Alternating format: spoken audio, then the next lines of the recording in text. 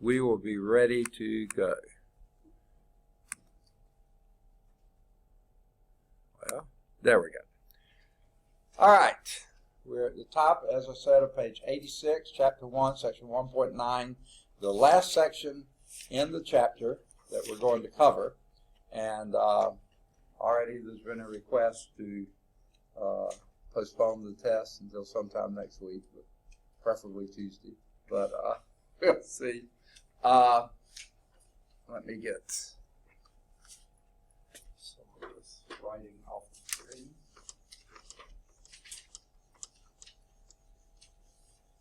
Boy.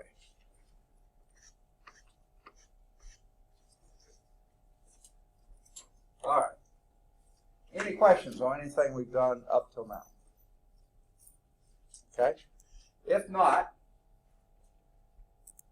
we were going to talk about the graph of an inverse function. And as I've mentioned several times, this author, this book, they love the graphing. So let's talk about what it means to graph inverse functions. Now, if you think about what an inverse function is, remember earlier, inverse function exchanges the x's and the y's, the domains and the range. So the graphs of an inverse function f, of a function f, and its inverse function, f inverse, are related to each other in the following way. If the point AB lies on the graph of f, then you know that the point BA, reverse those two, must lie on the graph of f inverse, and vice versa. So anytime you have a point on one, reverse the coordinates and you got the point on the other. Okay? Now this means, if you think about it real hard, without getting a headache, this means that the graph of f inverse is a reflection of the graph of f across the identity function, y is equal to x. Because what you're doing is exchanging the a's and the b's, the x's and the y's. Okay? And for instance, if there's your function f, okay? Now we'll talk about characteristics of that function later. But for right now, we just know that when you go x equal a, your y is equal to b. That's on y is equal to f of x. Well, you know by the definition, therefore, if you go over b on x, you're at the inverse function, okay? And the y value is a. And if you'll notice that, AB is here, BA is there, they are exactly across the line y is equal to x, because that's the thing you're exchanging, x's and y's, so they would be on the opposite side. So here would be the inverse function. So the graphs of these, they can't actually touch, but if they ever touch, it's on that graph of the identity function. Okay? But otherwise, here's something else to note. This is ahead of time. Notice if f of x is increasing, f inverse of x is also increasing. Interesting. Okay. And it's Anna, right? Ashlyn. Huh? Ashlyn. Ashlyn, sorry. Yes, sir. Okay. Couldn't tell under the hat. Sorry. Okay. Okay. So that's how we expect our inverse functions to graph. Okay. Now there's other features of the inverse function that are illustrated here, but we haven't talked about them yet, so I'll hold off on those. It's real tempted to talk about it now, but let's go on. So here's example 3. Sketch the graphs of the inverse functions f of x equal 2x minus 3, there's your f, and f inverse, which is 1/2 x plus 3, on the same rectangular coordinate system, and show that the graphs are reflections of each other in the line y is equal to x. So let me first get my pen activated. It's not wanting to activate. Strange. There we go. Finally. Okay.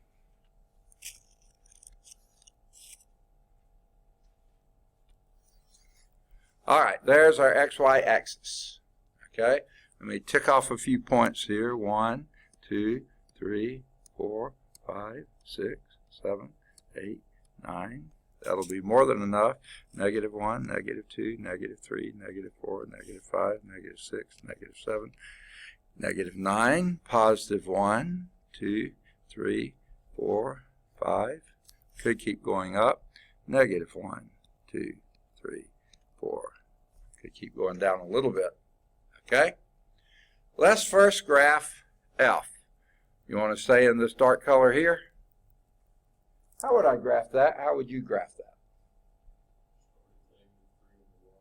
Okay, -3, because that's a linear function, slope-intercept form. The slope is 2, the y-intercept is -3. So go down 3, and there is the y-intercept. And then where do we go from there?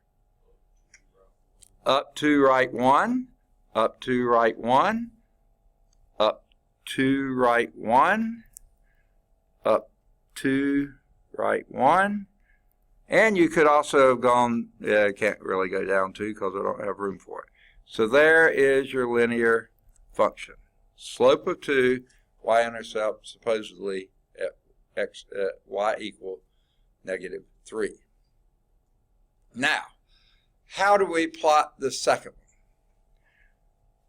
What I would recommend, let's get a different color. You pick me a color.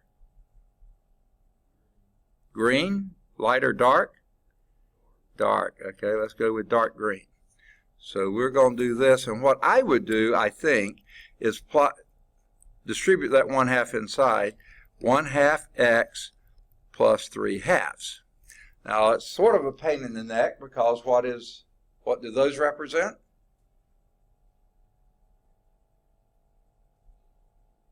Slope and y-intercept. What's your y-intercept?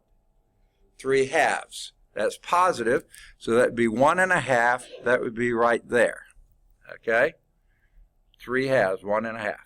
Okay. Now from there we go up 1, right 2. Up 1, right 2. Right about there. Okay, maybe not get it quite high enough. Then we do another up 1 and right 2. And that would be over here somewhere. Another up 1. I've got to find where we are now. Somewhere here, and right 2. Right about there. My straight line is not very straight. And up 1 and right 2. Somewhere about there.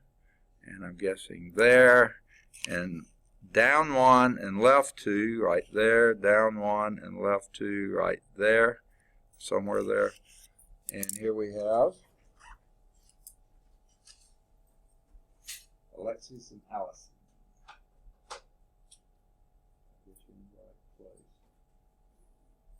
Does anyone else come in since the color roll that I missed seeing you? Okay.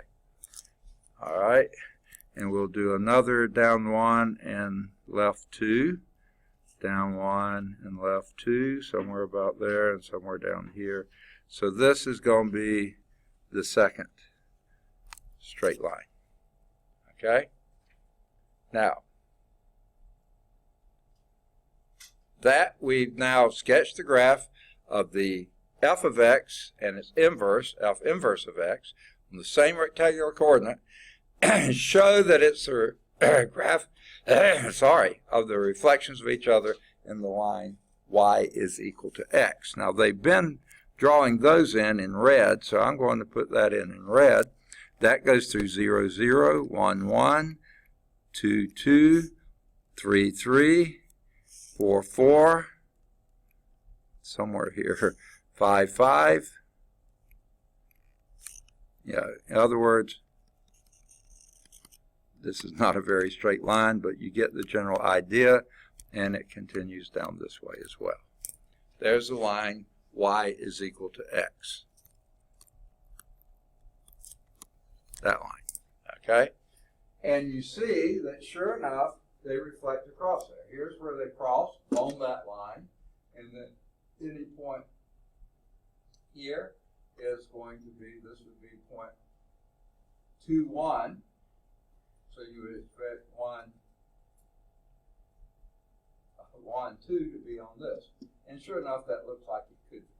My line is obviously isn't drawn too well, but you see all those points are reflected there. Boy, my line isn't very straight at all, is it? Okay, but that's what we get there. Any question on that? Just graphing linear functions and the line y is equal to x. Another linear function, the identity function. Any questions? Let's clear this and see if maybe they can draw a little neater than I. Ah, there we go. And we saw 3 was indeed on there. Here's the function, f of x equal to 2x minus 3. 0, negative 3y-intercept, slope of 2. And on this one, y-intercept of 3 halves, or 1 1/2, and a slope of 1/2. And sure enough, that looks right. Here's our identity function, y is equal to x, and sure enough, they reflect across that line. Does that make sense? Every time you have an inverse function, it will do this. It appears that the graphs are reflections of each other across the line y is equal to x, and indeed they are. You can further verify this reflective property by testing a few points on the graph, and they did. Here's negative 1, negative 5, and here's negative 5, negative 1. Here's 0, negative 3, here's negative 3, 0. Here's plus 1, minus 1, here's minus 1, plus 1. Okay? And you go on, and all of them will match up that way. 3, 3, 2, 1, 1, 2. They all match. Make sense? Okay. That was example 3. There is a checkpoint there. Not a bad idea. When you first have your first opportunity, try to do it in the checkpoints. Okay, and note that the following list is the points A, B on F, the graph of F, and the point BA on the graph of F inverse, and I already pointed those out to you, but here's the pairing, negative 1, 5, negative 5, 1, 0, negative 3, negative 3, 0, 1, negative 1, negative 1, 1, 2, 1, 1, 2, 3, 3, 3, 3. We saw those on the graph. They listed them again here, just for good measure. Make sense? And inverse functions always do this. They reverse the coordinates. Now, they're skipping example 4. And let's see if we can find the, let's do example 4 here after I mark Justin here. Okay, has anyone else come in since the called roll? Good deal. Okay, let's do example 4. Sketch the graphs of the inverse functions.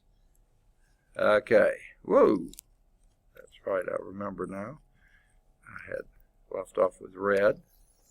Okay. F of x is equal to x squared. Now, they have a limited domain here. X has to be greater than or equal to 0. Now, we don't know why they said that yet, but we will, okay? But hang on to that. We have to have a limited domain here. And here we have F inverse. Anyone want to make a guess what F inverse would have to be? Okay, that would be the multiplicative inverse. This is the functional inverse. What? Huh? Square root of x. You got it. Now, something to note here. Okay? Now, up here, and this is why I don't like the way this book and most books do it these days, I would use different variables here. Because this x is not the same as that x. Because this is the input for this one. This is the output for that one. So it looks like it's the same values. They're not. Okay? But here's the deal. The output for this has to be the same as the input for this.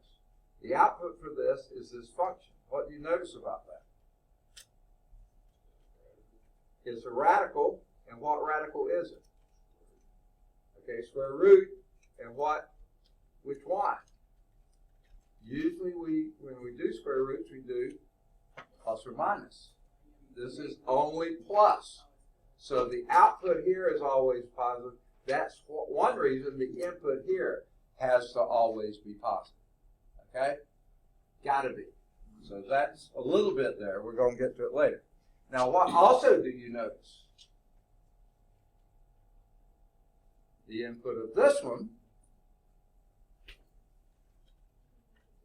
it has to be greater than or equal to 0 because you can't take the square root of a negative number. So the input to this has to be greater than or equal to 0. But of course, the output for this is, because when you square a number, it's always going to be non-negative. So no sweat there. But that's why the fact that this is always positive, that means the output here is always positive, means the input here cannot be negative. Okay. So, anyway, we've got that. So we want to plot these on the same rectangular coordinates. So let's do our rectangular coordinates there. Now you notice what I did? I will put it way down there because everything has to be positive. So let's tick off a few points. 1, 2, 3, 4, 5, 6, 7, 8, 9, -1. We don't need that, do we? In fact, if I had been thinking ahead,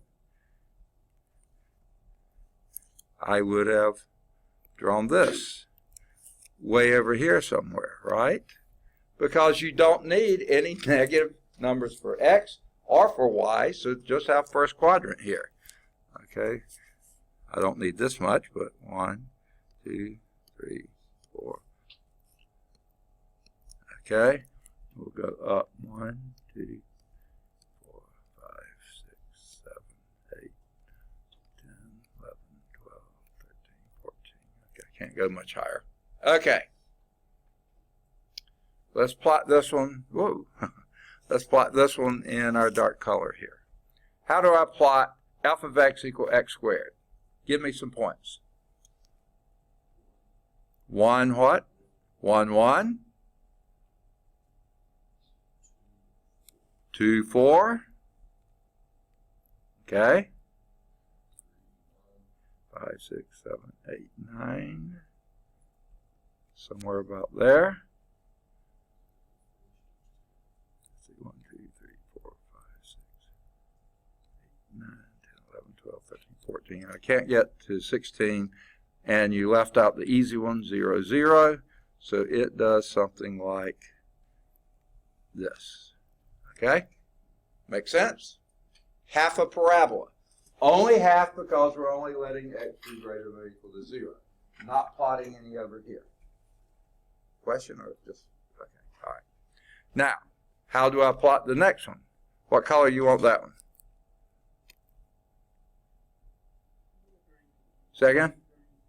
I can't hear. Green, dark green again? Okay. So how are we going to plot this one? 0, 0 certainly is there. 1, 1 certainly is there. 4, 2 certainly is there. That would be right about there. 9, 3, 5, 6, 7, 8, 9. 3, something about there. 2, 3, 4, 5, 6, 7, 12, 13, 14, 15, 16. 4. I can get this one on somewhere about there. Okay? This one does something like this. And just like we used to call it before, half a sleeping parabola, right? This is half a parabola here. This is half of one lying down. And guess what? Let's do our y is equal to x in red. And that would be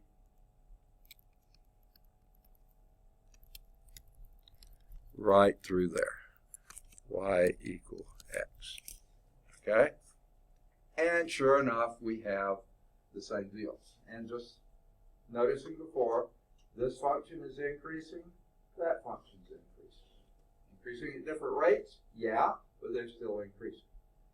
Same points there, 0, 0, and 1, 1, because those are only identity functions, but then they deviate here, and then they deviate there. Okay. But reflections across that axis. Now, obviously, my drawing leaves something to be desired, but if you check in the book, you'll see it looks fairly similar to what they have. Any questions on that? And then you can pick out some points. And we did. 0, 0, 1, 1, those are the same. 2, 4, 4, 2. 3, 9, 9, 3. Okay? And if we could have gotten it, 4, 16, 16, 4. Sure enough, works. Any questions on that? And they show those in the book as well. All right. Now, other features of this. Okay? This is what we're going to talk about next, but since we've got it up here, let's talk about it. I already said that if this function is increasing, the inverse is also increasing, or at least the two that we've looked at the case. And it almost has to be because of that reflection process. The other thing to note, though, and this goes back to sort of why we had to do this. Notice f of x equal x squared would have continued over here. If you had done that here, then you would have needed to do this down here. Is that allowed? Why not? Not a function, exactly, because it failed the vertical line test. This would have still been a function, but this is a special function called a one-to-one function. Because in order for this one to pass the vertical line test, this one must pass a horizontal line test. And if you had included this side over here, it would have failed. So that's the real reason we had to limit the x's to be greater than or equal to 0. Because you could not have any over here. That's the next thing we're going to talk about is one-to-one functions. That's the name we give to functions that do have inverses. They have to be one-to-one. Remember, the definition of a function for any given x, what do you have? 1 and only one y. But remember, you could have two x's that gave you the same y, but you couldn't have one x that gave you two y's. Now we're going to require not only one x give you one y, but now we're going to require that for any y, there can only be one x. So that's why we call it one-to-one. Okay? The reflective property of the graphs of inverse functions give you a geometric test for determining whether a function has an inverse function or not. That test is called the horizontal line test for inverse functions. And for functions, period. The horizontal line test for inverse functions, a function f has an inverse function if and only if no horizontal line intersects the graph of f more than one point. If it does, you either have to limit the domain or you don't have an inverse function. Okay? One or the other. And the last one, we limited the domain to be only one branch of that parabola. Fine. You know what? We could have used this branch over here. Okay? Then the branch would have been down here. And it would have still been reflected across the identity function. Okay? If no horizontal line intersects the graph of f at more than one point, then no y value is matched with more than one x value. Make sense? This is the essential characteristic of what we call one-to-one functions. One-to-one function f is one-to-one when each value of the dependent value, variable, y, corresponds to exactly one value of the independent variable, x. The function f has an inverse function if and only if it is one-to-one. All right. And that's why it shouldn't have been surprising that the functions with inverses are all either strictly increasing, because if they back up on each other and decrease, fail the horizontal line test. Okay? And if they're increasing, their inverse is increasing. Now they can be decreasing, like this, then the inverse function will be decreasing, how? Like this, okay? Or something like that. And they will, again, go across. So they've got to be either strictly increasing or strictly decreasing. We have a name for that. The book doesn't mention it, but I'm going to mention it. Monotonic. Mono means one direction. Either always increasing or always decreasing. One or the other, it's got to be. Now, with one sort of exception, I'm talking about continuous functions here. If we have discrete functions, which is this point, that point, that point, yeah, they don't have to be increasing. This point graphs to that one, this one graphs to this, yeah. They can be, because they do reflect across the line y equal x. So with discrete point functions, ordered pairs, yeah, you can have them in any order you want. But when you have continuous functions, they've got to be one-to-one. Well, the others are one-to-one too, but these will have to be strictly increasing or decreasing, meaning monotonic. So let's consider, here we have a table, f of x equal x squared. We didn't put any limitation on the x there. The table on the left is a value, f of x equal x squared. The table on the right is the same as the table on the left, but with the values of the columns interchanged. We know for this function we can plug in any real number, right? Any real number. 0, 0, 1, 1, negative 1, 1, 2, 4, negative 2, 4, 3, 9, negative 3, 9. Keep on going until the cows come home, okay? That's your function f equal to x squared. That is a perfectly good function. For any x, there's one and only one y, okay? But then if you try to reverse these, exchange your x's for y's, look at what happens. 4, negative 2, 1, negative 1, 0, 0, fine. 1, 1, fine. 4, 2, 9, 3. Wait a minute. Look here. Two of the same x's here, different y's. This isn't a function, therefore this is not, and does not have an inverse. Not with this domain. If you eliminate that part of the domain, yes, perfectly fine. Eliminate this part of the domain, perfectly fine. But you can't have both parts in there because they're no longer one-to-one. Here's a 4 with a negative 2, or here's a negative 2 with a 4, a positive 2 with a 4, not one-to-one. For any given x, for any given y, you can only have one x. So this 4 has two x's, so you can't, that's not a one-to-one function. Okay. The table on the right does not represent a function because the input 4 or 1, okay, has two different values, okay? So it can't be a function, therefore this does not have an inverse. Okay.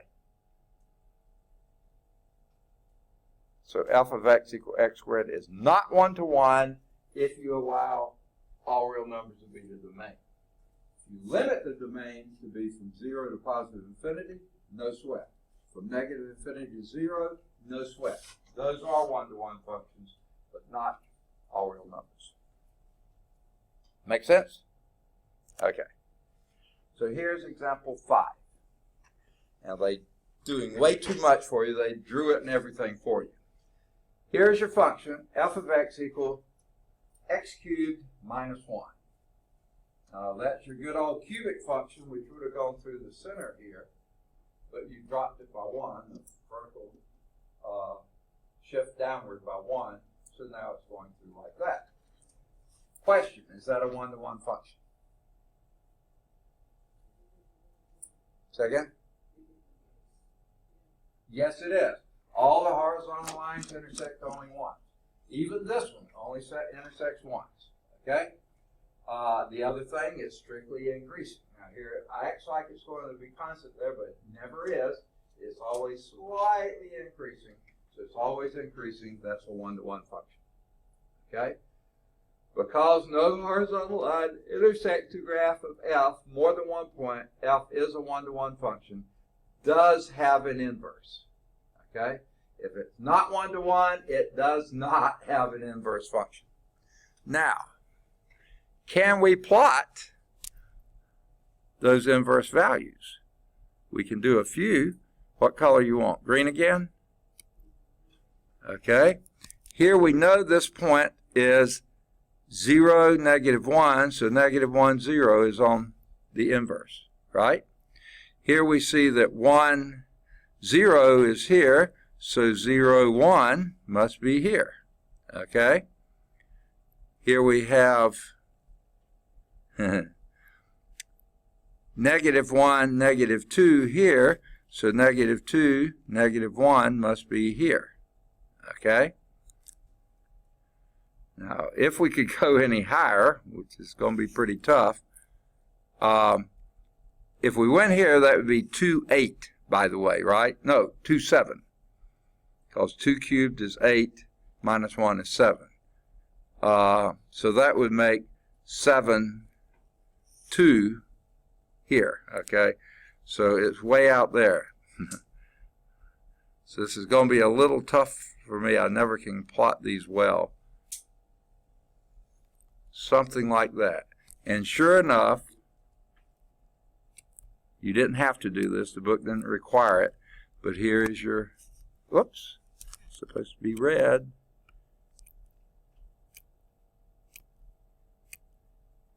It will not, there it did, okay. Sure enough, this is strictly increasing, this is strictly increasing. This, they do split, diverge, they do everything reflective across the axis. Now, they didn't require you to do this, but I showed you what that looked like. Kind of. Mine's not as pretty as theirs. Not quite. Awfully close. Right? Okay. So, the graph of this is shown. It is a one-to-one function. It does have an inverse. I just graphed it. Okay. How about this one? There's f of x equal x squared minus 1. Does not have an inverse. Why? It's not one-to-one. Fails the horizontal line test, can't. How to make it work? Restrict your domain. Use either the right-hand leg or the left-hand leg. Strictly decreasing or strictly increasing, but you can't have both. Okay? Because it is possible to find the horizontal line that intersects the graph at more than one point, f, as printed here, not a one-to-one function, does not have an inverse. Don't even look for one. It doesn't have one. Okay? Make sense? That was example 5, A and B. They have a checkpoint with the A and B. I would definitely do those. Now, do we always have to draw graphs and come up with the inverse functions that way? Please say no. We hope not. We hope that we can do it algebraically. Oh, that's so much nicer, isn't it? To find inverse functions algebraically. How do we do this? For the relatively simple functions, such as the one in example 1 and back there, you can find functions by inspection. I don't even bother doing that. I mean, we do when we have to. But for more complicated functions, it's best to use some guidelines. My guidelines are going to be on the next slide, so they talk about them here. They say the key step here is step 3. Now, I don't like their numbering, so don't worry about step 3. But the key step is interchanging the roles of x and y. That's what inverse functions do, right? So that's the key thing here. That step corresponds to the fact inverse functions have ordered pairs with coordinates reversed. So here are their steps. I don't quite do them the same way. But what they do, and they leave something unsaid here. To do this, you have to graph the function. Okay, do I always do that? No. Okay. What I do sometimes is say, is this strictly increasing or strictly decreasing? If I can answer that, I don't have to do the horizontal line test. But if I can't tell by looking at it, then I have to graph the function. That would be my step 1. And then step 2 would be use the horizontal line test to see if it does have an inverse. If it doesn't, stop! You can't find an inverse if it doesn't exist. Okay. So, next thing. F is a function, okay? If you determine it is one-to-one, it is strictly increasing or strictly decreasing, it does have an inverse function, then in the equation for f of x, What is f of x? Y. Replace the f of x with y. Just rewrite it with y is equal to blah, blah, blah, blah, whatever that function was. Then this is their key step here. Interchange the roles of x and y. Okay? To me, this should be two steps. First, interchange the roles of x and y. Then the next step, solve for y. Okay? Why they pile them on there, I don't know. Now, once you solve for y, now that y is not this y. This is your f inverse of x. So now, just like you replace f with y before, once you exchange and solve for y, then replace that y with f inverse. Okay? Then you got to verify. How do you verify? F of f inverse had better be that identity function. And f inverse of f had better be that identity function. If you don't get both of those to work out, you've done something wrong. Okay? This step sometimes can take as long as the others all put together, but you do need to verify. Okay? And what this is doing is showing that the domain of f is equal to the range of f inverse. You don't realize that's what you're doing, but it is. And the range of f is equal to the domain of f inverse. So there are our steps. They're pretty simple steps. Let's do one. Find the inverse function of f of x equal x minus 5 minus 3x over 2. So what was our first step?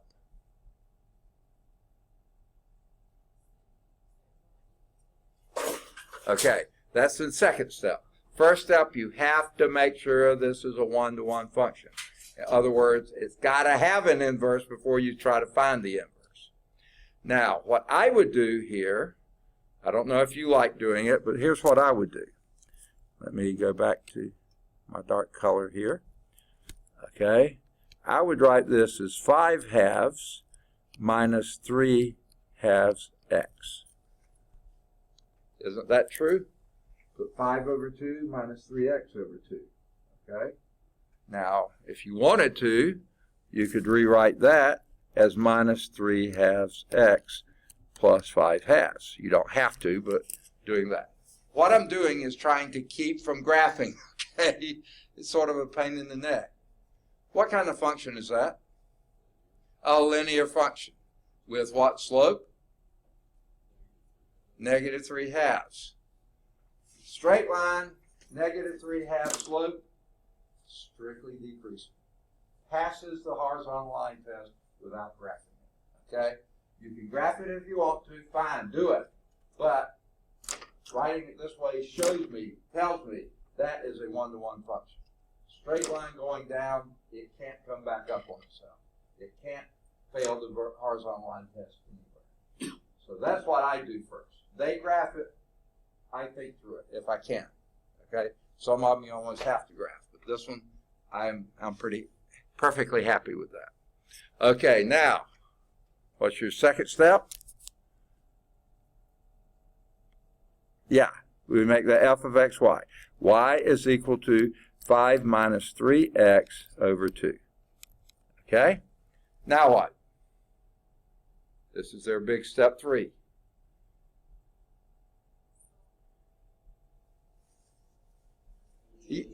Interchange. So this becomes x equal 5 minus 3y over 2.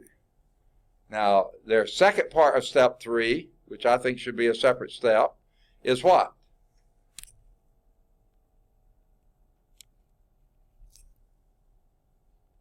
Solve for y. So we got a little work to do. What would be the first step you would make to solve for y?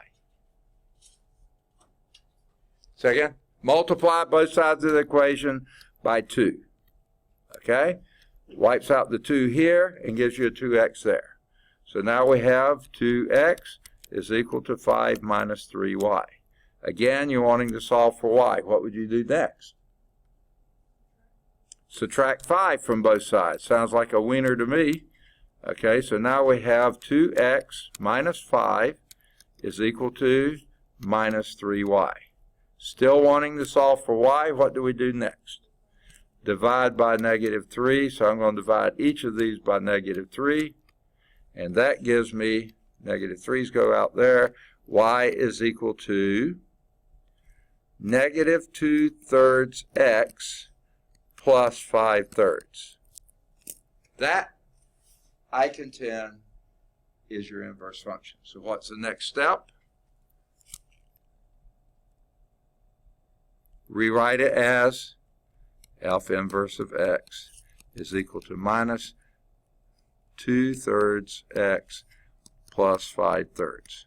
Now, you could write that different ways. How they did to begin with, that could have been 5 minus 2x over 3. That's the same thing. So if you wanted to write it that way, you could. Doesn't matter to me how you write it, as long as it's right. Okay. Okay.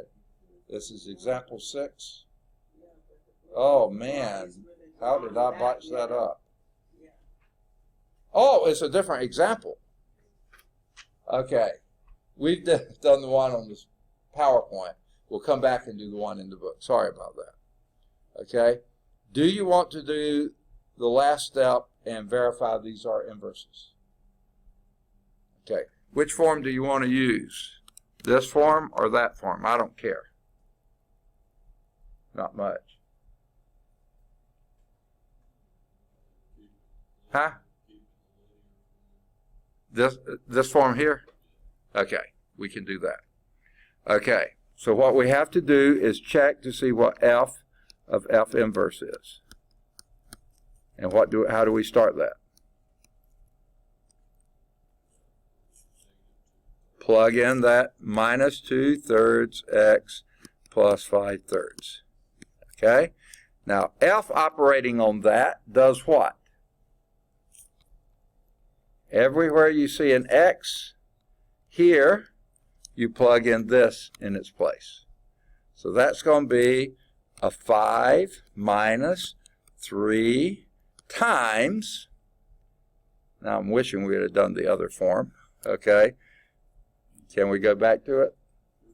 Okay, let's plug in this one. It's the same as that, 5 minus 2x over 3, and then we divide everything by 2. Okay? The reason I like that is this 3 divides out that 3, and that gives us 5 minus 5 plus 2x over 2. 5 minus 5 is 0. 2 will go into 2. 1, you got your x. Okay? That's half of it. The other half is to do f inverse of f. And what do we plug in here? Your f is 5 minus 3x over 2. And you plug that into f inverse, and you could do either one of them. You want to go back to your one you want to do first? No? Okay, we don't have to. Okay. Plugging it in here, f inverse starts with 5 again, minus 2 times what's in here, 5 minus 3x over 2, and then divide that by 3.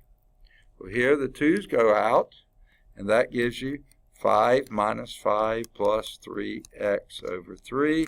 5 minus 5 is 0. 3 will go into 3, 1, and that gives you your x again. So sure enough, we got it right. Okay. But let's do the one that's in the book. Okay? Sorry, I didn't notice that. I remember. See, I'm using the DVD from the last edition because they didn't send the DVD with this edition. And this is one of the few times that they have something changed in it. You bought a whole new edition book, brand new book, to get one change. No, I'm just kidding. Sort of. Not much. All right, let's clear all this off the slide and then do the correct one, okay? Rather f of x equal that, f of x is going to be 5 minus x over 3x plus 2. Ooh, that's a little more involved, isn't it?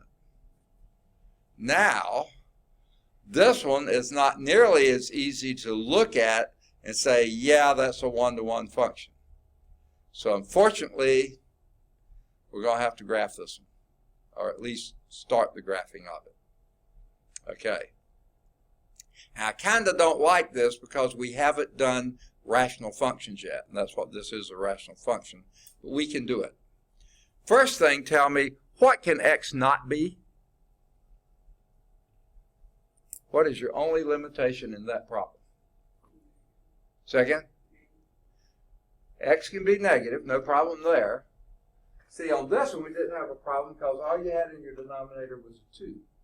And guess what? 2 can never be 0, so no sweat. This one, however, you could have a value x making that 0. What value of x would that be? Negative 2/3. You're right. So x cannot equal negative 2/3. Okay. Now I'm going to start the graph, even though I don't like graphing, but I mean, I love graphing. We love our graphing. Okay. Let's tick off a few points. 1, 2, 3, 4, 5, 6, 7, 8, 9, 10. Negative 1, 2, 3, 4, 5, 6, 7, 8, 9, 10. Obviously not very even here. 1, 2, 3, 4, 5, 6, 7, 8, 9. Negative 1, 2, 3, 4, 5, 6, 7, whatever. Okay. X cannot equal negative 2/3 right there. I'm going to put an open circle there, meaning x cannot equal negative 2/3. Now, it doesn't mean it's going to be up there, but that's just to alert me it can't be there. In fact, here's a better way to say this, and we haven't done this, or I don't think we have. What I want to do is do what we call a vertical asymptote there. If x can't be negative 2/3, that means it can never, ever be negative 2/3. That means the graph of this function cannot touch that line. It can't cross the line at all. That's the vertical asymptote. That's what your denominator gives you. Okay, we'll hit this again later, but that's what it does. X cannot be negative 2/3 no matter what the y value is. So we draw a vertical line saying, don't go there. That's why I put it in red. Okay, now I want to pick some points where x can be. And since we did where it can't be with the denominator, let's do where it can be using the numerator. What would be a real nice value for x to plug in there? 0. When you plug a 0, let me go back to my dark color here. F of 0 is equal to, numerator would be 5, denominator would be 2. 5/2. So when x is 0, this is 5/2. That's 2.5. 1, 2, 2.5. Right there. Okay? I'm going to do something else. Now, I should have done this at the very beginning. Okay? I'm going to rewrite this ever so slightly as minus x plus 5 over 3x plus 2. That's the same thing, isn't it? I just changed the order of the numerator. The reason I did this is another reason, okay? Now this is jumping up over into rational functions, which is in 2.6. We're not there yet, but I'm going to tell you, since I gave you the problem, I'm going to show you what to do. Do the ratio of the leading terms here. What that's going to tell you is where this function is going in the long run, far out there, okay? And what's the ratio of those leading terms? Negative 1/3, exactly. And that would be a y equal negative 1/3. So the ratio of the leading terms gives us y is equal to negative 1/3. In the long run, that's where your function's going. Well, negative 1/3 is down here. So I'm going to go back to another red line here. It's not that you can't cross this. Ooh, that didn't go red, did it? This is being so stubborn today. There we go. Negative 1/3 is going to be right here. It was negative 2/3 for the x. This is called a horizontal asymptote. because this is where the function's going in the long run. In the long run, it's long Lewis. No, we won't go there. Okay. Now, we've already determined this point is here. You know, we don't need to do any more points there. Why? Because you have to stay within this quadrant. In the long run, it's going toward negative 1/3, and it can't ever touch negative 2/3. So there's that part. So all we have to do is pick a point over here. How about negative 1? Let's put a f of negative 1 there. F of negative 1. And what would that be? And you can use either one of these forms you want to. Why not that one? What would that be? 5 plus 1, minus a minus 1 is plus 1, over negative 3, right? Plus 2, and that would be 6 over negative 1, which would be negative 6. When x is negative 1, this is negative 6. 1, 2, 3, 4, 5, 6. Just barely got that in there. It's right there. Okay, well, you see which quadrant that's in. This has to be going like this then. Okay, there we have it. Now, one other thing that you could note here, it's obvious that y could equal 0, right? Okay. Where does that equal 0? Well, here's your y, f of x. That's 0 when x is equal to 5. So 1, 2, 3, 4, 5. Sure enough, there it crossed right at the right place. I lucked out there, didn't I? It doesn't cross 0 up there. So, this is a strictly decreasing function here. It's a strictly decreasing function there. It is 1-to-1, except for where? X can't equal negative 2/3. Nothing happens there. So except for that point, this is a 1-to-1 function. Either 1-to-1 on this side or 1-to-1 on that side. Okay? Now, A, they showed their graph.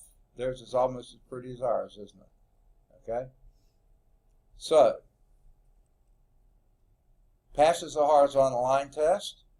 You know f is a 1-to-1 function. It does have an inverse. So what we're going to do, all that was just to verify it does have an inverse. So what are we going to do now? I'm going to erase most of what's on the graph so I can write some more. Okay? So we don't need this anymore. We sort of do, don't we?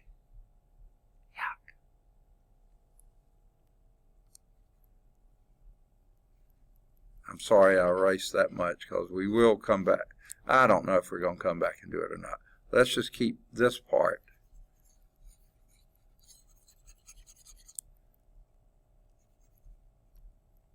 Okay, I'll leave that alone because I'm afraid if I mess with it, I'm going to mess it up worse than I had it. Okay, all right. So we verified it's 1-to-1.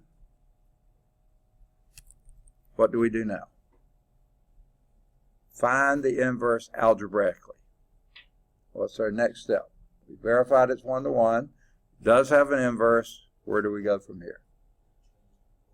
Change the f of x to y is equal to 5 minus x over 3x plus 2.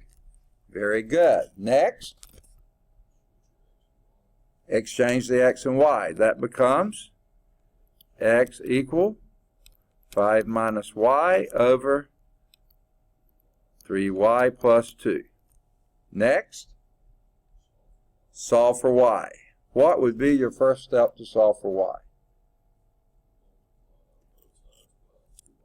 Exactly. Get rid of that stinking denominator. Not that we don't like denominators, but it really messes things up. So multiply both sides by 3y plus 2. And over here, we'll multiply by 3y plus 2. Okay, what does that give us on the left? 3xy plus 2x equal, and here these go out, That's simply a 5 minus y. So you really complicated the left-hand side to simplify the right-hand side. What do we do next? Say again? You can. Now, here's what I suggest. You don't have to do it my way, but I suggest it. What our goal is to solve for y. The trouble is we've got y on both sides. So what I like to do is get all the y's together and then get all the numbers together, which is what Amber was suggesting that we do, which is fine, but I like to get the y's where I want them first. So I want to move the y first, and then I'll fiddle with the other terms.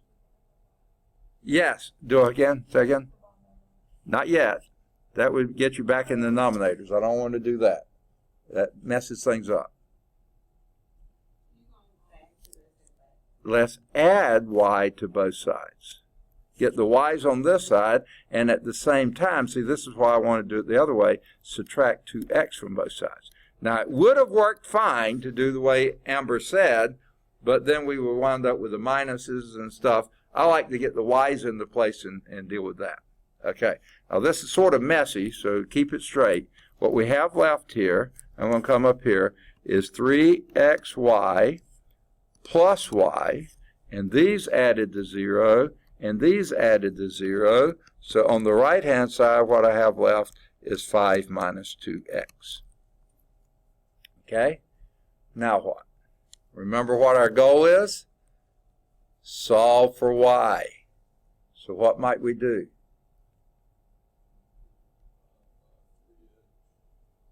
Okay? What we do is isolate the y. Factor it out. That's why we got all the y's on one side, things without y on the other side, so you can isolate that y. Factor it out. And what does that leave you with? 3x plus what? 1 is equal to 5 minus 2x. Okay? And what's our goal? Isolate the y, so what do we do? Divide by 3x plus 1. And here this goes out, and now we got y is equal to 5 minus 2x over 3x plus 1. Right? Now what's our next to the last step? Okay, that's the last step. We make this F inverse. That's a real dumb step, but that's what we do. Now we verify. All right? And what's you can do either one of them first, but what's one of the verifications? F of F inverse of x. And that would be F of, and what's your F inverse?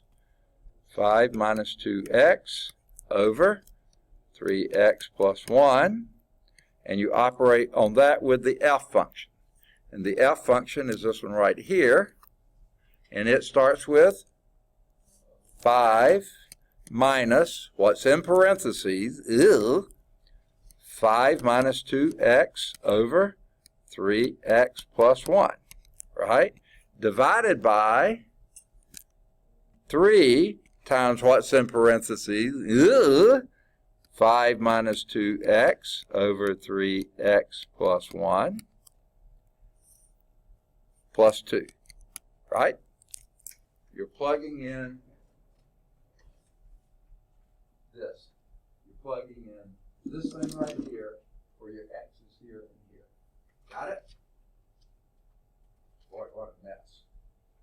How do we go about trying to do something about that mess? What would you suggest? Absolutely.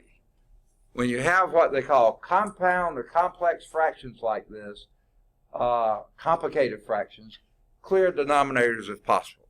So we multiply everything top and bottom by 3x plus 1, because that's the only denominator you have. So we're going to multiply this by 3x plus 1. Going to multiply this by 3x plus 1. Going to multiply this by 3x plus 1. And multiply this by 3x plus 1. Everything top and bottom by 3x plus 1. All right. This first term here, that gives you what? 15x plus 5 minus, there goes my 3x plus 1 over there. You heard the sound effects? Okay, they were going. Okay, and you got a minus in front of parentheses, so that becomes a minus 5 plus 2x. Very good. In that denominator, 3x plus 1 goes away, and that gives us 15 minus 6x plus 6x plus 2. All right, I see a few things we can do to simplify. First, that numerator, what happens there? 5 minus 5 is 0. And that leaves you with a, I think that's a 15x plus 2x. That would be 17x divided by, and what can you do in that denominator? The plus 6x minus 6x plus 6x adds to 0, and that leaves you with a, say again? I think that's a plus there. 17, which is very good news, because 17 over 17 is x. Fantastic, that's what we want. Okay? That was fun, wasn't it? I can tell you were enjoying it. Okay? Okay, where?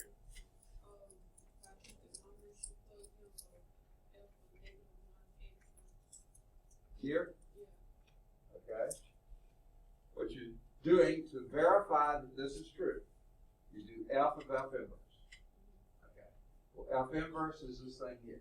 So it's f operating on this thing here. Right? Okay. Now, f operating on this is what your f is. It takes what's inside here, okay, which is that big ugly thing there. You start with a 5, which is this 5 here, minus, which is that minus there. Instead of this x, you put this whole mess. 5 minus 2x over 3x plus 1. 5 minus this, okay? Over 3, I'm sorry, this 3, that's 3 times the x. Well, the x is this part here. 5 minus 2x over 3x plus 1. Plus 2. Okay? So,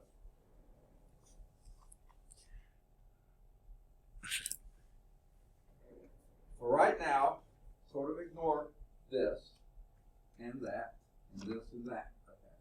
That's what we have when we plug this in to the x's there. Okay? And what we saw when we had here, we had a denominator here, same denominator here, complicated fraction, so multiply to clear those denominators. So we multiply everything, numerator and denominator, by that denominator. So 3x plus 1 times this, 3x plus 1 times that, 3x plus 1 times this, 3x plus 1 times that. There's just a 2 there. Okay? This gave us 15x plus 5. Okay? All right? Minus, these denominators went away. Thank goodness. That's why we want to get rid of the denominator. Minus a 5 minus 2x, well, that's minus a 5 plus 2x. So this is 15x plus 5 minus 5 plus 2x. So that minus distributes across. Okay? Let's do the same to the denominator. Here, fortunately, you got rid of this 3x plus 1 because they went out. That gave you 3 times this. So 3 times 5 is 15. 3 times minus 2x is minus 6x. And then over here we have a plus 2 times 3x. That's plus 6x plus 2. Okay? And then we look here and see 5 minus 5 is 0. And 6x minus 6x plus 6x is 0. So it gives you 15x plus 2x is 17x. And 15 plus 2 is 17. 17's go out, you're left with x. Ding, ding, ding, ding, ding. That shows that we did have it.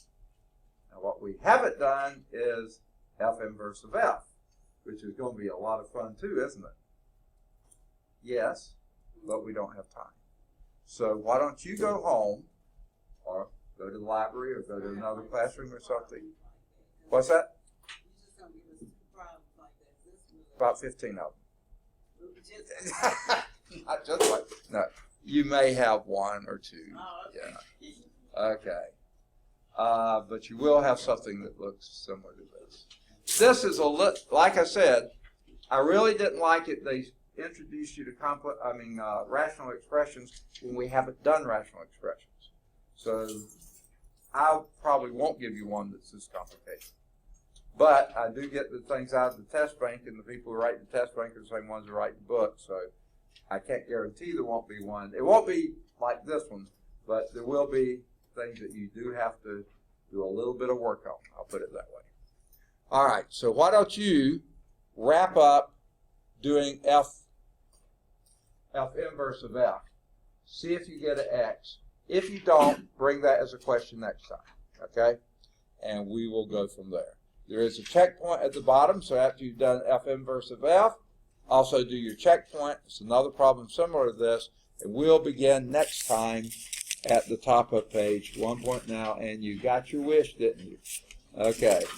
I was afraid we wouldn't finish today, but we'll start with example 7 next time, okay? Oh, I didn't give you some homework exercises. I know you didn't want to leave without those. Any of the odds 7 through 11, either 13 or 15 or both, 17 or 19 or both. Any of the odds 21 to 31, do 33, do 35, either 37 or 39 or both, 41 or 43 or both. Any of the odds 45 through 55, and any of the odds 57 through 71. And we'll stop there and we'll pick up the rest of it. Good deal. What's that? Okay, I can't give them back, but I can let you see them. Because not everybody's turned it in. Okay. You want yours too? Yeah. Okay, I wonder if that's why you're standing here. Remind me, I've already passed you. No, I don't think so. Hey. What's that? Okay. There's yours. There's yours. Your special hand number. Okay, I need them back, so don't leave without them, but you can take a picture of them if you want to, or that kind of stuff. But just don't let anyone else see the correct answers. Eyes follow them. Things, because some people haven't turned it in.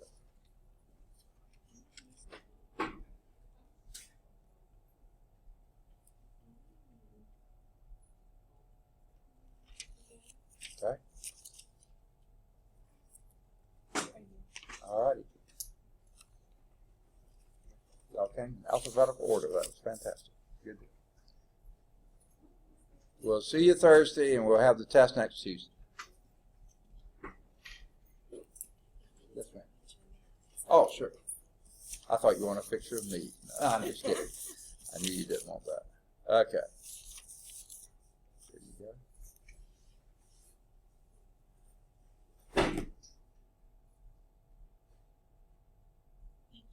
You need a picture of the graph too? Let's see where it is. Oh yeah, you wrote me a book, didn't you? Okay. Yeah. Yeah. You had the graph perfectly, but then you didn't identify it. Good. All right. Thank you. All right, that's it. I'm working with the Fowler. I'm taking the 2 C's. You what? Really hard. Oh. Chemistry. Oh.